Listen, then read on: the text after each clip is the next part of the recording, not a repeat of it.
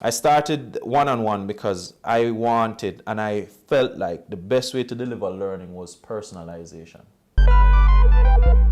If you go back to when this all started, 400, 500 years ago, before formal education happened in a classroom, education was of the form where people would be trained specifically for things that they will do when they grow up. You want to be a chief, this is your training to be a chief. You want to be an accountant, this is your training to be an accountant. And it was one-on-one. It was you being trained by someone or led by someone. We call it apprenticeship. Over time, there was a need to have mass production of people. And we came up with this concept of what's the minimum level of education that makes you literate? What's the minimum level of education that allows you to be functional in the workplace? And the thought was that once I get you in, then I can give you the knowledge to be functional or even more functional in the workplace. So it was one-on-one. And then it became a classroom thing. Present day Germany started it, the US actually took it on, it was Prussia at the time, and that's where education is coming from, personalized. Industrialization caused us to pack students in a class with a teacher because it was affordable and now you can deliver education to all. Because just imagine if you were poor and cannot afford personal, then you would not get an education. So it worked for that reason. At the time, there were all these ideas about what can help education, what's the future of education, and so on, right? I can show you articles from the 30s where people were talking about the future of education is to provide digital learning, students learning at their own pace and coming into the classroom.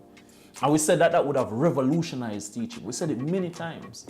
Well, why is it not happening? Why are we still at the point where 100 years ago they said textbook would be no more, but now we're still using textbooks? Why is it not happening? Probably the problem is not trying to revolutionize education, but an evolution in education in terms of how we think and how we approach learning. And this is the model that I fell in love with why I started one-on-one. Could we create an education system through which, from day one, throughout the education system, we know and understand your skills and your skills that you're lacking.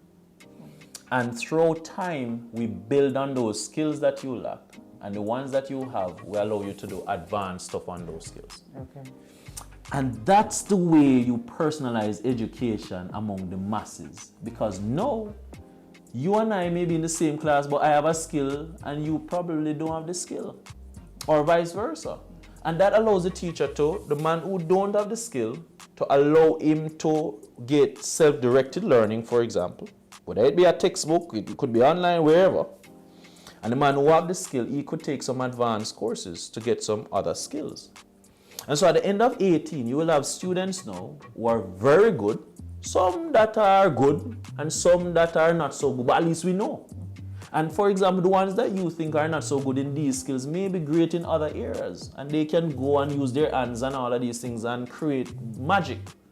The ones that are brilliant, then they can go on to do other things. And so this whole idea of bringing everybody at the same level through every grade, pass rate is 70 or 50 or however much. What about the 30 that you didn't know? Who is keeping track of that? And so long and short of it is that my ideas about how our education should be structured is a skills-based approach.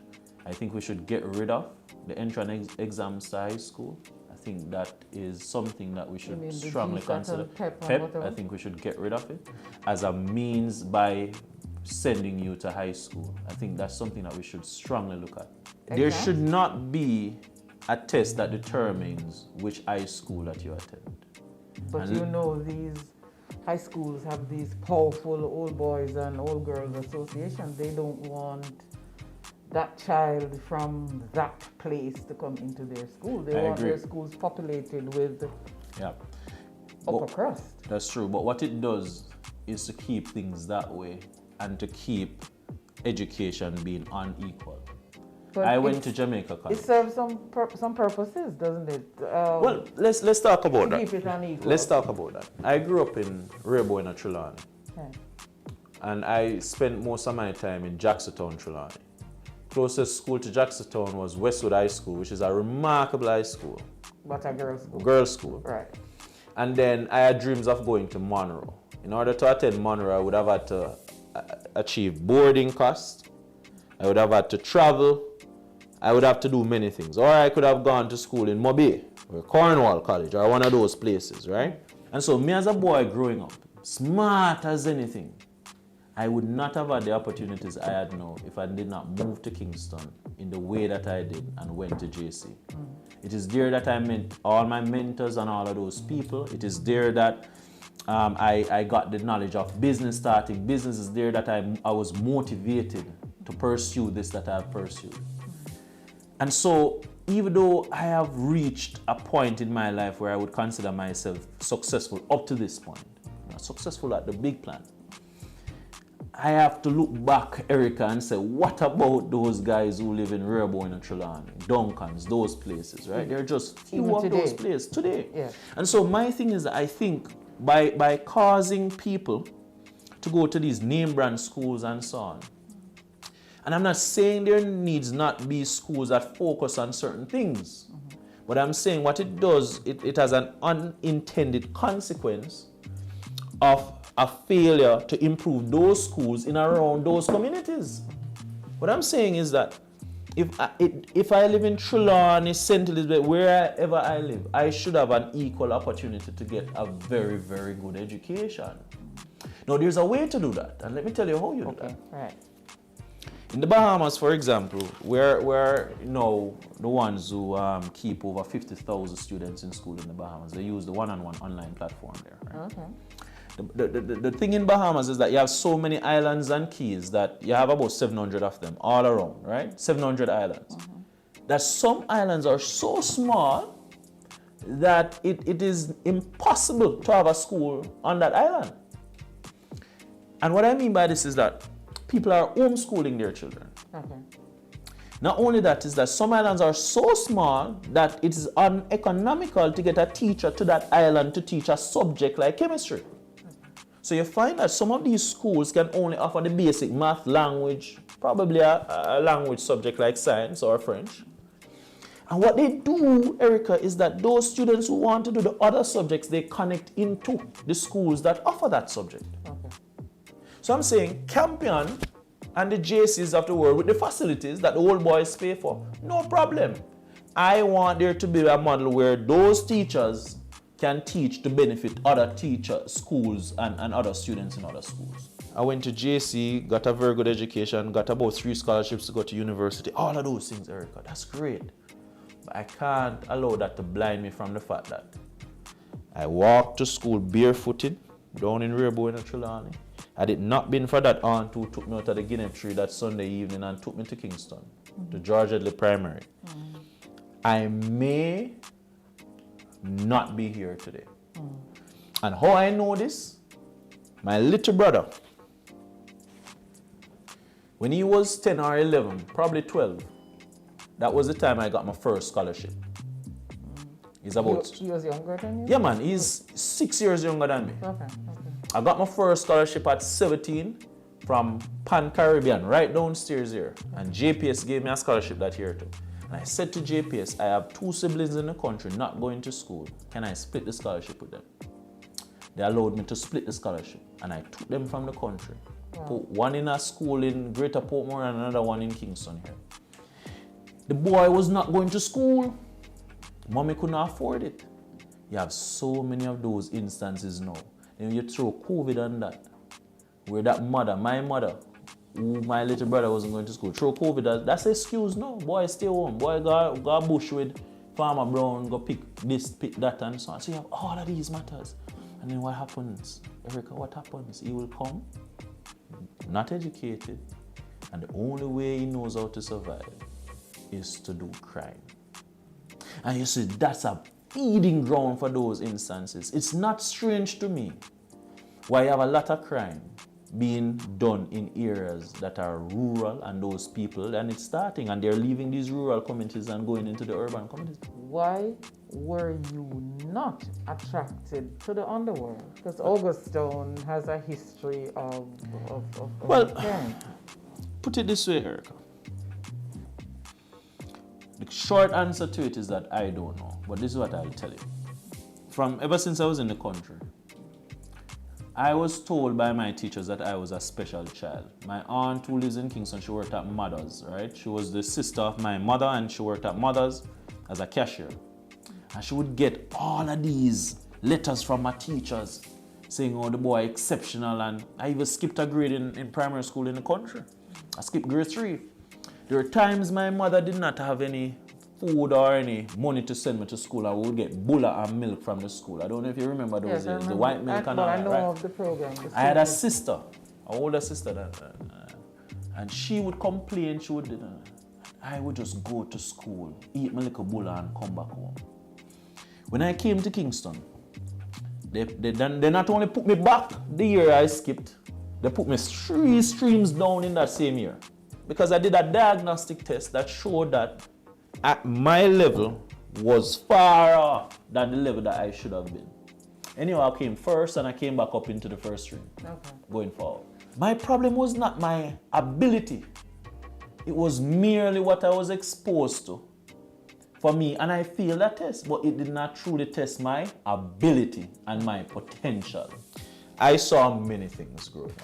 Many things, good, bad, ugly, everything, right? I never forget one night the soldiers came into a room that I was sleeping in and they were looking for somebody and they wake me up in the middle of the night and they push a gun right in my face there, so. And I did not been for a certificate on the wall, an IT certificate that I got in 3rd form from Mrs. Williams.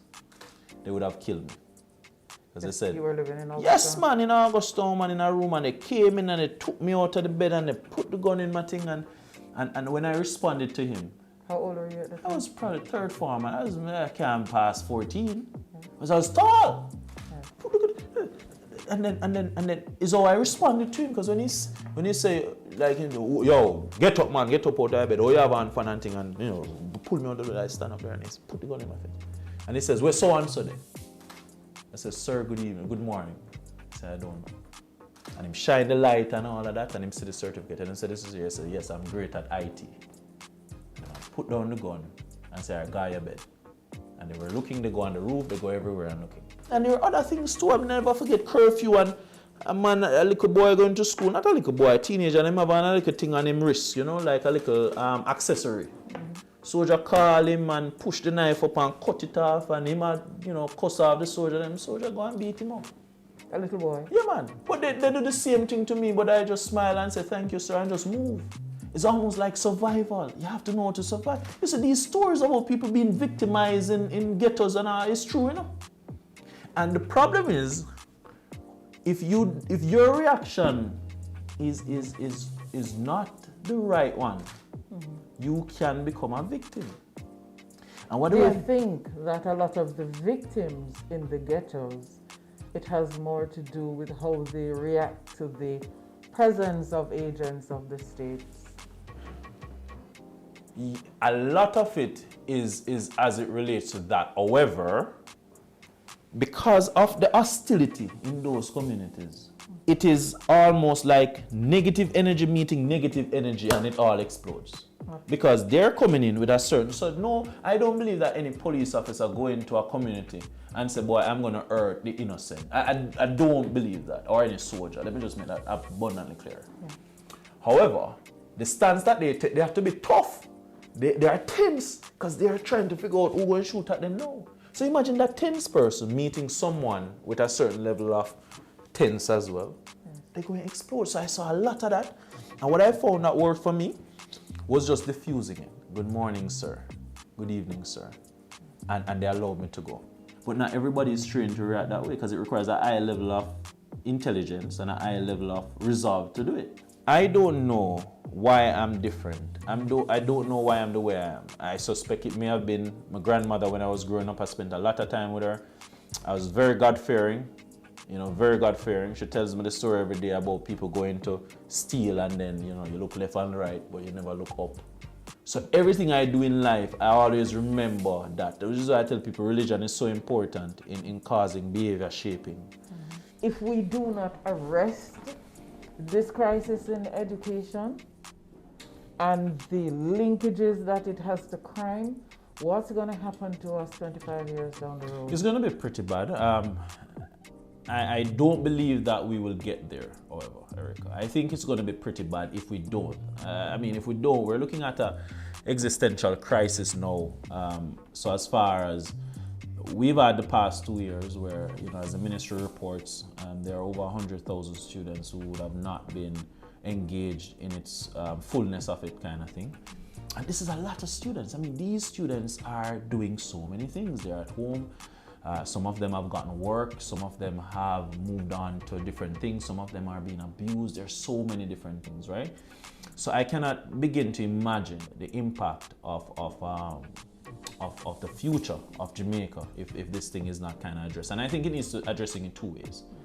We need to address what has happened over the past 2 years, which the ministry... Separate. Okay. Which the ministry has several initiatives doing. We're also assisting the ministry in assessing gaps in knowledge of students and also helping them. That's urgent, right? Okay. We need to ensure we do that. Okay. I'm not a believer in students repeating because I think the technology allows us to not repeat students. Instead, what I think we need to know individually where the gaps are and what students are great at, and then design programs that allow those students who have gaps to catch up and those students who don't to advance. And so I think that's how you solve that problem. However, there's a long-standing issue, one that I described. There's the disuniformity of education across the country in urban and rural. I told you about that.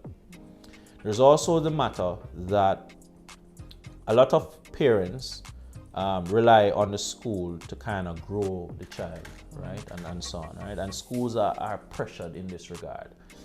And if you have someone who lives in a community, go to school in the community, is exposed just to what's in the community, chances are those will be his values and ideals, right? Mm-hmm. We also have the problem where students who have gaps, and these are long-standing problem now, Erica, long-standing problem. Students who have gaps in knowledge and they're not as quick. They're being placed in a classroom with 30 students. Some of them are advanced and so on. The teacher may not have the time to attend to their needs. They probably have to pay for extra classes. Mother probably don't have the money to pay for the extra class. What happens is that student goes through a process of, not knowing, always behind, etc. Mm-hmm. Crime impacts education in the same way lack of education impacts crime. It comes full circle. Yeah. Now, with that said, you and I know what crime does for our country, right? People, every time there's a upsurge in crime, there's an announcement of people not to come to Jamaica. Mm-hmm. Jamaica benefits 70% from service industries and tourism. If people don't come to Jamaica, our economy crashes, frankly speaking. Number two, crime has the benefit to hurt businesses, for example. There are a lot of businesses who are being extorted, all of those things, and there's a lot of fear along those lines too. And then you have crime now on the other hand now, and these are just high-level stuff that the government, certainly they're concerned about, the lottery scamming and all of those things. You have all of those things. Now, what that tells me in America is that we have a set of creative people we've given the right opportunity can actually create beautiful things. It's just that this is the way they see how to do it now. Mm-hmm. And so I think the way to approach that... So lottery scamming can turn around, can be overturned. Of course. These are creative people. Have you ever heard one of them on the phone manipulating an older lady to send their money, changing the voice, all of these things? They're Googling where they live, all of those things. These persons have digital skills. No, Erica, I employ a lot of my developers, program and digital artists and so on from Middle East and those places. The reason why is that there's not a pool of them here that I don't feel that I can use. What if Jamaica can be a digital hub of this hemisphere, the Western Hemisphere? We have cheaper labor and we can export our services. We call it knowledge process outsourcing. So all of those youths in scamming and all of those things, I want to harness their talents. I want to teach them digital skills that they can use to earn money legitimately. And much more than they're doing now. I have developers who are earning $40 US per hour. Per hour. Right? Just by using their skills. There are people earning $100 US per hour. I am looking at this not from the perspective that, boy, we have a lot of crime and all of that, and that's a problem we need to solve. But I want to zone in on the ones and all the detached youths and unattached youths and so on who have the skill. And even if they don't, I want to get them into a program where I can sit down and show them that there's another way. You know, Erica, I've always said it. I want to get the students or the boys who are at the Devon stoplight. And I want them into a room. I want them for 4 weeks in a row. 2 hours. I'll give them time free. And I want to show them how, instead of standing there in the hot sun, if I give them a computer, I want to give them a computer, I want to give them internet for the month. And I'm going to teach them some digital skills after which they can use to generate legitimate income. I am showing you that if this model works, then we can solve crime. Because all people want is an opportunity. Crime is a means to an end. The same way education saved me. Same way education caused me to build a company. The same way education has caused me to do the things I do now. Many people have that opportunity, and don't think of education as just being math and language and the sciences and law and so on. Those people are not earning as much as the digital guys. Those traditional areas that you would talk about, the doctors and so on, those are the ones who are pushing now. There are people not even asking for degrees. All I need to know is that you have the skill. And so the point I'm saying is that I'm not putting those Demonos boys to no university. I just teaching them a skill, allowing them to earn from that skill. All the people in lottery scamming, I want to get all of them and teach them that skill so that they can earn. And I'm not just only talking, we're doing that now. We just did a deal with Flow Foundation to train over 4,000 young professionals island-wide in digital skills. Project management, digital marketing, social media marketing, coding, all of those skills that we're teaching them in. And when we certify these 4,000, we're going to use that as a blueprint to certify another set of people. The educational model you spoke about earlier on with respect to one-on-one, what kind of investment would government have to make, or what will it take for the education system, the people in government and private sector who recognize the failure so far? What kind of investment will it take? $6 billion per year. $6 billion per year. Looks like you have that. Yeah, man, I worked it out. So let me kind of give you some perspective on it, right? First of all, education commands the lion's share of the government's budget, by the way, right? So they're spending on education. The challenge we have is that it is not enough.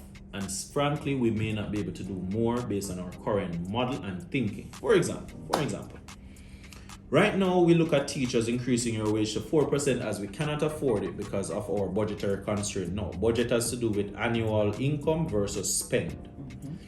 And most times we make that decision based on what that spend will give us in terms of, things back. So for example, if I'm spending on a road, what will the return be? As a politician, I'm going to spend on things that benefit the next 5 years. You know why? Because I need to get elected. Education is not going to have a 5-year benefit, Erica.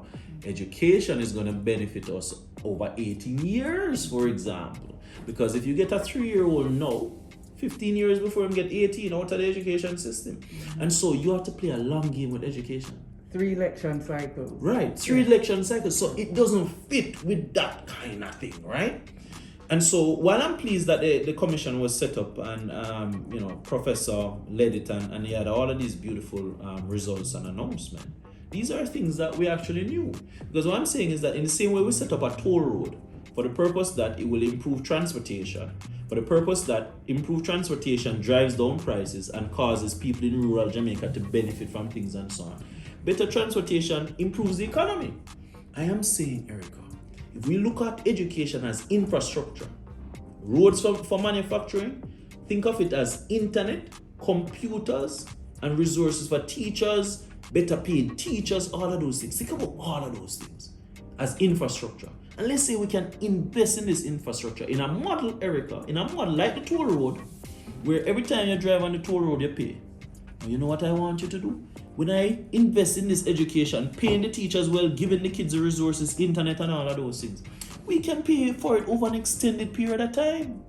Understanding that, at the end of that, we will have a better or a more literate society that can produce more, increasing the GDP, government get more revenues because more economic activity is taking place, and over the long run, we will improve our income.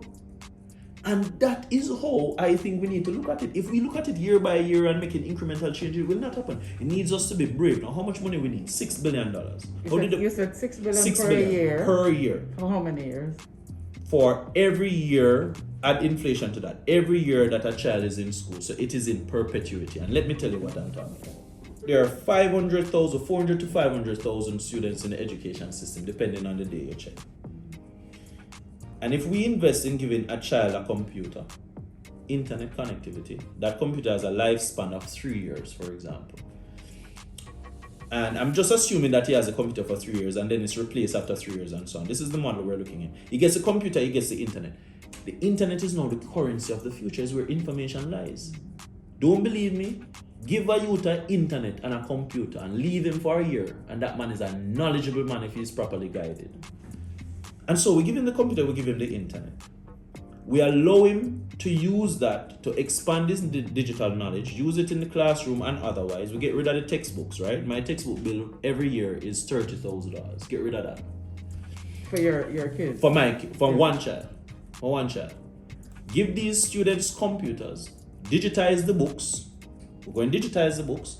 And so every year I'm just using a digital copy of the book. You reduce printing costs and you remove all of those things. So this $6 billion, I'm removing some of the slack from education as well. And then you give kids the opportunity now to immerse themselves into these digital skills. And you maintain that every year. That's what it costs to maintain. You'll also need to train the teachers and keep them trained, keep them licensed with new digital trends and so on. And if we can achieve that, and we can achieve that model for education where there's this level of connectivity, digital, and people are at that level, teachers are at that level, everybody's at that level, I think ultimately we'll have beautiful benefits going forward. Now, if you think the $6 billion spent per year, which over 10 years is going to be 60 billion, and if you put it to 50 years is 90 billion. If you think that's a lot of money, with our current GDP, just imagine if there's a little movement in productivity by 1% or 2% because of this investment. That 90 billion will be child's play, because in 1 year, with productivity shifting by 5 or 10%, we will get that back easily. But we're not brave enough, because it requires investment. Now, how do we get $6 billion per year, for example, Erica? How do we do it? There are many ways we can do it. We can create a little government bond. We create a little government bond with an interest rate. And the government issues this bond. And they have to be brave enough.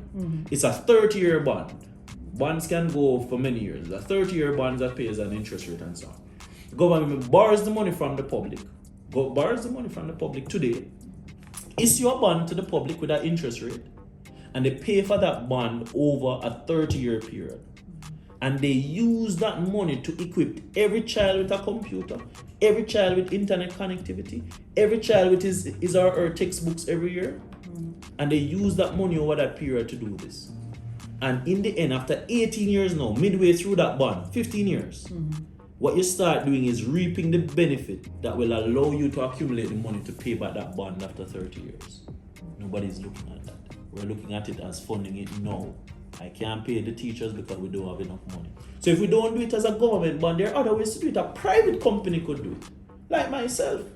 We could do it and we put it on the exchange and we make it possible and we do it. So if the government don't want to do it, do a private-public partnership, allowing the private company to do this, or a group thereof to do this and to provide this service. Understanding that we're securing Jamaica's future. If we do, we're promising.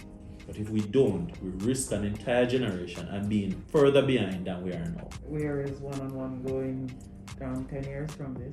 10 years, Erica, I'd love to give you 3 years. Okay. I think 3 years, because things are changing so fast. Right. I think 3 years is more defined, and so I think from our perspective, we see ourselves as enabling students to learn personal online. We want students to be able to get a personalized education online. Whether that means you and a teacher alone, whether that means you in a classroom with a very small classroom, or whether that means that we're doing what's called adaptive learning, where you're doing testing and we're finding out your gaps and giving you more tests to kind of fix them. We see ourselves as delivering personalized education to every child within the Caribbean. We also see ourselves in 3 years?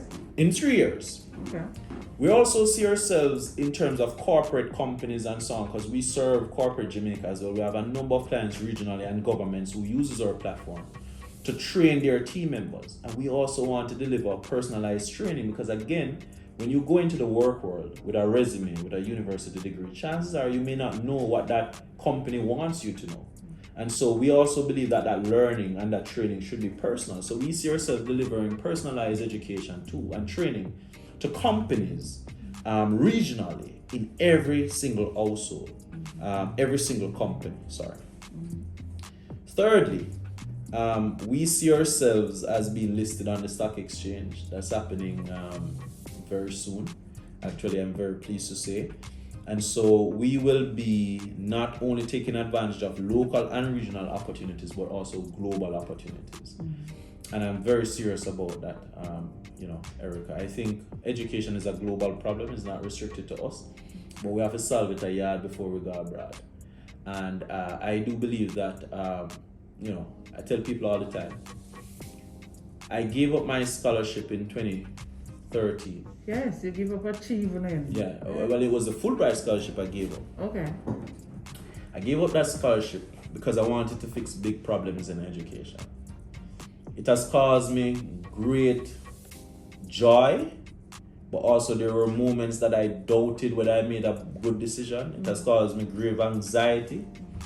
I've been troubled with the decision since that day, and it has caused me to just push towards ensuring that it was not a bad decision that I made. And I don't want to stop here.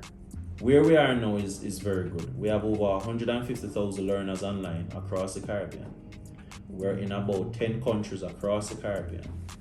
And we have the largest set of content available for the Caribbean that we've built up. But I don't want to stop there, Erica.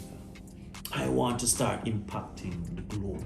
Because we have a global crisis in education. We have people down Africa who are not learning. We have people all around the world who are not learning. South America, everywhere.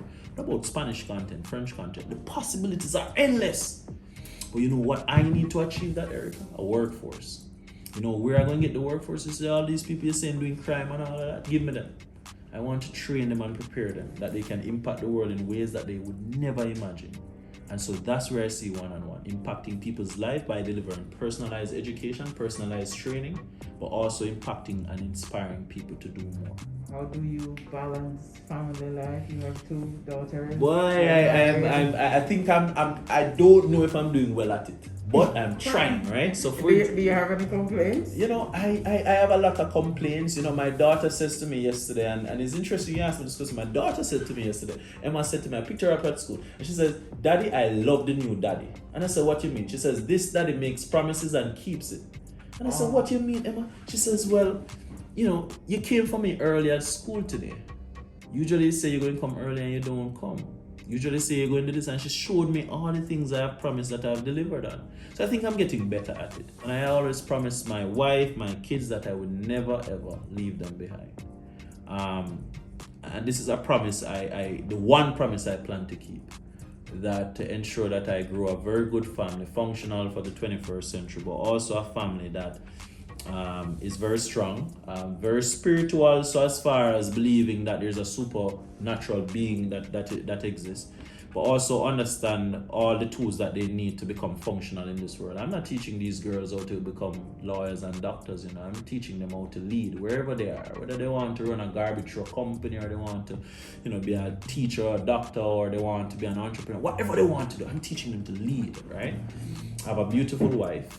We've been married for 5 years. We've been together for probably about 12 years, and we lead a very good family. I'm very excited about the future. I'm a family man. I'm a family man because I don't feel that I had a nuclear family growing up, and it's an ideal to which I aspire to. I try very hard to keep that family together too. So I'm very excited about the future. My family keeps me going. I love family. And the balance thing, Erica, is a lot of anxiety.